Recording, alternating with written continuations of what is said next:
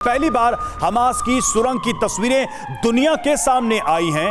अल शिफा hospital के नीचे ये सुरंगें मिली हैं। अस्पताल के 55 मीटर नीचे तक सुरंग फैली हुई है। आईडीएफ ने जारी किया हमास की सुरंग का पूरा वीडियो।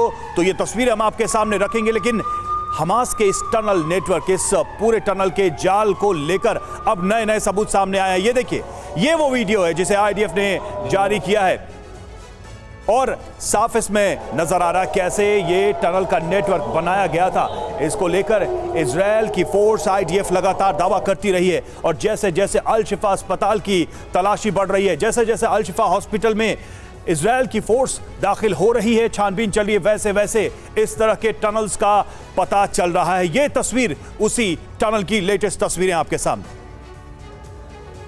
और वही गाजा के अल शिफा अस्पताल के नीचे मिले हमास के टनल का पूरा वीडियो भी हम आपको दिखा रहे हैं। ये देखिए तस्वीरें, किस तरह से टनल्स का पूरा नेटवर्क मिला है। ये वीडियो आईडीएफ ने जारी किया है। अल शिफा अस्पताल में एक शेड के नीचे ये टनल मिला है। टनल में दाखिल होने के रास्ते को ढक कर रखा गया था ताकि किसी की नजर इस पर न पड़े। टनल में दाखिल होने का छोटा सा रास्ता है। टनल में 10 मीटर गहराई तक उतरने के बाद आगे का रास्ता दिखता है। ये टनल करीब 55 मीटर लंबा और आईडीएफ का दावा है कि टनल में कई हथियार और विस्फोटक भी मिले हैं। टनल के अंदर हमास के व्हीकल भी मौजूद हैं। टनल में दुश्मनों को घुसने से रोकने का भी इंतजाम है।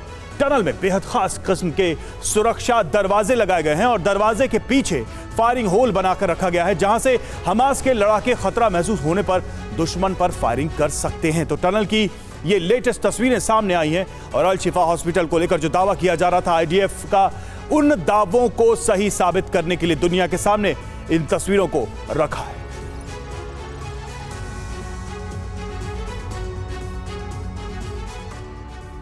और चलिए अब आपको बताते हैं कि हमास के लड़ाके इस टनल का इस्तेमाल कैसे करते थे, कैसे इसका यूज करते थे। तो अस्पताल के नीचे टनल, आईडीएफ ने इसके सबूत दिए हैं। हमास लड़ाकों का कमांड सेंटर होने का यह दावा आईडीएफ की तरफ से किया गया है। टनल में हमास लड़ाकों की सुरक्षा के पुख्ता इंतजाम है। दुश्मन पर हमले के लिए फायरिंग पॉइंट्स बनाए गए हैं और आईडीएफ को टनल से मिले हैं हथियार और विस्फोटक। 55 मीटर लंबे टनल से हमास चलाता था अपने ऑपरेशंस को।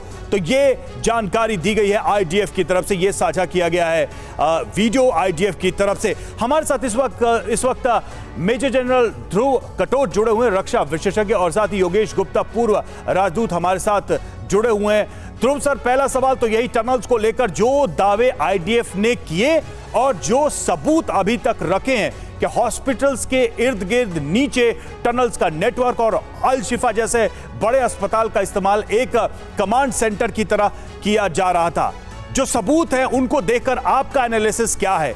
क्या आप भी मानते हैं कि आईडीएफ या इजराइल का जो दावा है अस्पतालों को लेकर वो एकदम सही है?